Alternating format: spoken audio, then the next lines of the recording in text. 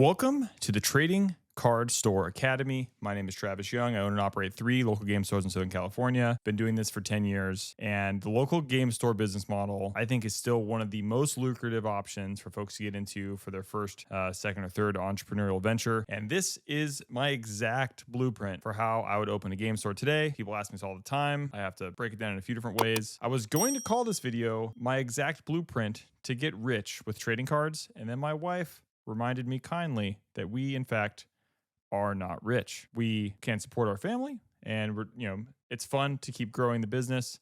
But really, this is the Trading Card Store Academy video. No fluff. I'm going to go straight into it. Let's just talk about exactly what I'm going to teach you in this video to get you started. If you're thinking about opening your own game store, which I think is an incredibly lucrative business, especially if you meet some of the prereqs that we're going to talk about in step number 1. So we're going to go over three components for this video. Prerequisites. Got to do a little bit of studying here. It's a little bit of learning that has to happen. Next up after prereqs, we're going to get into the meat and the potatoes of this. We're going to look at the blueprint. What is our blueprint for success? What specifically do you have to do to open your game store? And we're going to go detailed here on cost and break that down. And last, the thing to watch out for, and I only have 2 of them, pitfalls. I think there's some major pitfalls that I hear all the time when people are starting their own game store. Let's hop right into our prerequisites. Jumping right in. Let's go. Income. All the time I get asked this question. How do I open a game store? I might be unemployed, starting from nothing, starting from scratch. How to open a game store? How to open a game store? Well, that's not, you can't do that. You can't just open a game store without income. This isn't going to happen unless you're independently wealthy or you've got a large amount of loan access or something. You could, but I don't recommend it. It's a bad idea. Get some income. How do you get income? Well, you gotta start getting a job. You gotta get a salary. My recommendation is somewhere between $60K and $100K a year of a salary. Potentially, possibly work from home or have some of that be work from home. You need to have some backup and some income going before you can jump into this business. And I think for me, it was having $100K income, and I had a small family or young family at the time. Need to have some income. If you don't have an income, get a job. Start learning some skills. That'll be our second point here. You need to have some skills. The skills I think that are really, really important: retail experience, some college, any job that requires you to do hard work. Hard work is going to be those things you don't want to do: cold calling, sales, cleaning toilets, and then having self-discipline. So retail experience, some college, hard work, and self-discipline. You have to have those skills. You have to have an income. Next up, you have to be able to manage a full-time job and a full-time side quest. And that is going to be this business that you're going to start. If you can't do that, if you can't work 80 hours a week, that's just not in your wheelhouse, I wouldn't do this. So next up, we have support system. I would just having someone, whether that's your family, your spouse, me, you can reach out to me, email me, find me on Discord, leave a comment on the YouTube video. Be happy to help you out and to give you some tips along the way. And you have to have a pain tolerance, some amount of pain tolerance for whether that's financial, stress. You've got to be able to really be willing to do the hard work, and it's not going to go right a lot of the times. So those are some of the skills you need to have prereqs before you even get into the blueprint. Let's hop right into the blueprint. Here we go. The meat and the potatoes. How do we open our store? Simple. This is honestly, there's so much barrier to entry in so many other industries. There's no one telling you can't do this. There's no one saying, oh, you need to have 8 years of medical school and residency to become a doctor. There's no one that's telling you got to pass the bar to be like, there's the prerequisites here are pretty darn low. So let's look at, well, we looked at the prereqs. Let's look at the blueprint. You got to pick a name for your store. Kingslayer Games, pretty good name. Got to get a domain for that store, a website. I would look at that when you're picking your name. Honestly, it's really nice to have a domain that's available that matches your name. You have to make the decision between starting an LLC or a sole prop. I'm not an attorney. I'm not a CPA, but I know the difference between the two. You should learn the difference between the two. In a nutshell, if you expect your business to be relatively small forever, you could start a sole prop. If you think that it could grow larger, you could form an LLC. We started as a sole prop and transitioned to an LLC. I kind of wish I would have started as an LLC from the beginning. But you need to make that decision like kind of before you start the business. Next up, get your Discord, Instagram, TikTok, and YouTube all save all those handles that match your name and that match your domain. Now, getting into the money part. Lease. Your lease, aim for $3,500 a month or less. And our target for the store here, our target size for the store is 1,500 square feet or less and a 32-player store. So we want that lease to be under $3,500 a month. Your monthly overhead with all other bills, and that's going to include electricity, business phone and internet, alarm, camera monthly, workers' comp, your monthly marketing budget. That should be around $1,165. I'll break this down in the comments of the video if you want to see how my estimates per item. Your one-time costs, $22,000 to $26,000. Your one-time costs will include security deposit for the building, a camera system, Scissor Gate, your point-of-sale counter, your glass cases, slat wall, peg hooks, business license if necessary in your state. Usually that's pretty cheap. Outdoor permanent signage could be about $4,000. Your tables and chairs can range if you want to go Costco plastic or you want to go fancy WPN tables. That can range from $1,800 to $5,300. And those all-in one-time costs are going to be $22,000 to $26,000. Pretty low. You don't have to. This is not a franchise. You don't have to pay a bunch of crazy fees to anybody.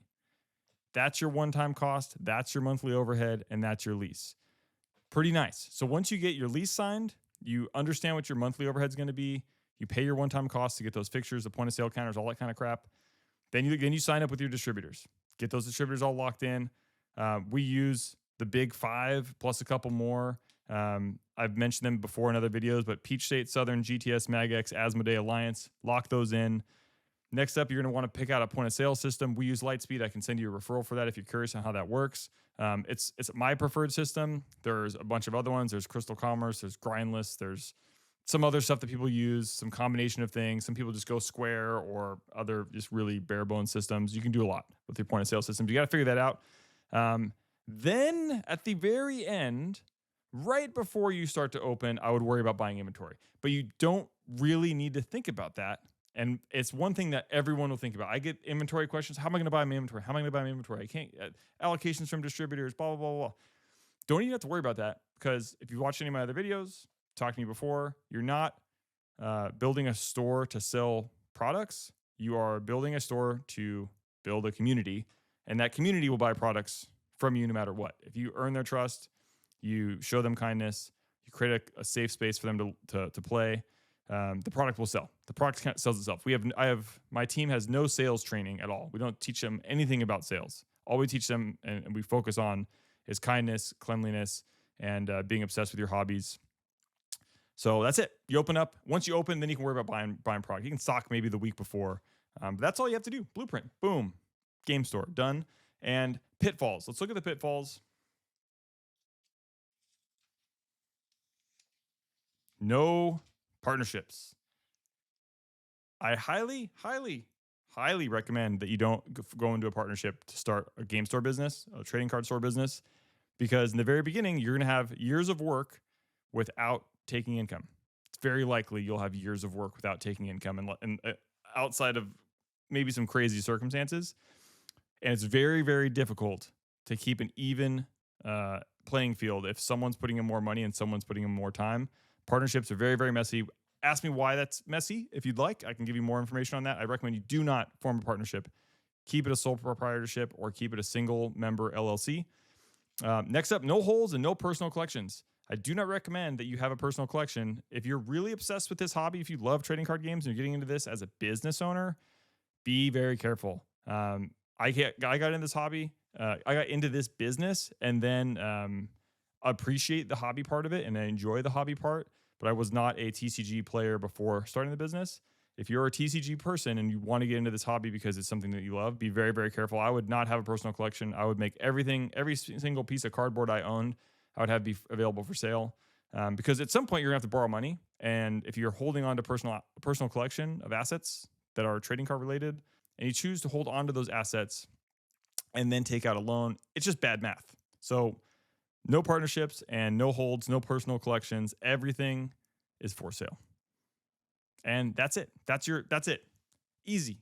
This is probably the easiest retail business to start in 2025. Do you want more Trading Card Store Academy videos? You want me to go deeper on any of these? Let me know. Be happy to do so. Oh, couple more thoughts on the lease. This $3,500 a month estimate or less would be really ideal for a 1,500 square foot store. A couple more thoughts on the lease. You want to find a building that's really between 1,000 and 1,500 square feet. Make sure your landlord agrees to your usage when you're going through the lease. You can call the agent now, like before you even start this process. If you find a property on LoopNet or somewhere, some commercial real estate place, you can call that agent. They pick up Monday through Friday, generally speaking, 9 to 5, and they want to sell these leases. You call them and explain to them your use. Just let them know, hey, we're gonna have some people playing events and games. There's gonna be some impact on parking.